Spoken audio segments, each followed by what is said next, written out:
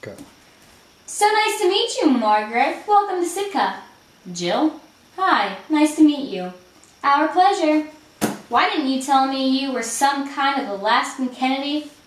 How could I? We were in the middle of talking about you for the last 3 years. Oh, okay. You know what? Time out, okay? This bickering thing has got to stop. People need to think we're in love. So, let's. That's no problem. I can do that. I can pretend to be the doting fiancé. That's easy. But for you, it's going to require that you stop snacking on children while they dream. Very funny. When are you going to tell them we're engaged? I'll pick the right time. Hey, Andrew. Hi. Miss McKittrick, how are you? Nice to see you. Nice to see you, Miss McKittrick. This is Margaret. Hi, pleasure. Margaret, hi, how are you? So, I always wanted to know, what does a book editor do? That's a great question, Louise. I'm curious to know the answer myself. Hello, Dad. Son. This must be Maggie, Margaret. Joe, pleasure to meet you. Pleasure's mine. So, why don't you tell us exactly what a book editor does besides taking writers out to lunch and getting bombed? Now that sounds like fun. No wonder you like being an editor. No, Louise, Andrew's not an editor. He's an editor's assistant. Maggie here is the editor, Margaret. So, you're actually Andrew's boss, yeah. Well, how about that? I think I'll get a refill. Charming. Way to make a first impression, Dad. What, Andrew? You show up after all this time with this woman you hated? Now she's your girlfriend?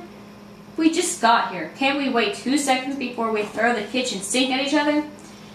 Just never figured you for a guy who settled for mediocrity. I'll have you know, that woman in there is one of the most respected editors. She's your meal ticket and you brought her here to meet your mother. No. She's not my meal ticket, Dad. She's my fiancé. What did you say? You heard me. I'm getting married. Ladies and gentlemen, I have a very important announcement to make. Margaret and I are getting married. Yep, honey. Where are you at? Here it is. Come on down here, pumpkin. All right. Okay. Right there. Ladies and gentlemen. Congratulations, Andrew. Thank you. So, did I miss the story? What story? About how you proposed. How a man proposes says a lot about his character. I actually would love to hear the story, Andrew. Would you tell us? You know what?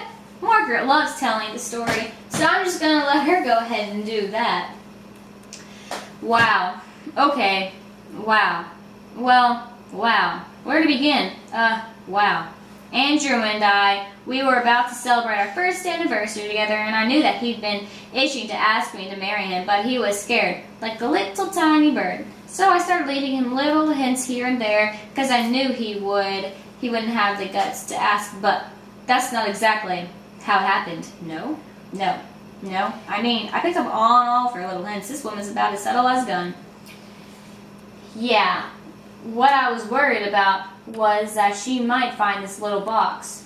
Oh, the decoupage box that he made where he'd taken the time to cut out tiny little pictures of himself. Yes, just pasted all over the box. So beautiful. So I opened that beautiful little decoupage, and out fluttered these tiny little hand-cut heart confettis. And once they cleared, I looked down and I saw the most beautiful, big, fat nothing. No ring.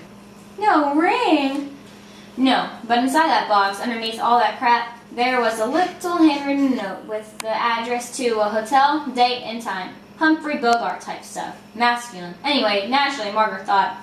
I thought he was seeing someone else. Yeah, it was a terrible time for me. But I went to that hotel anyway. I went there and I pounded on the door.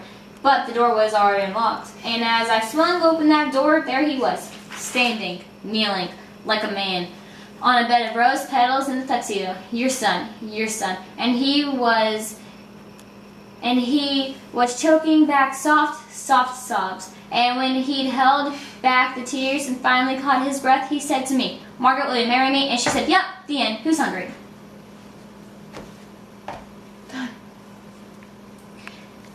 It's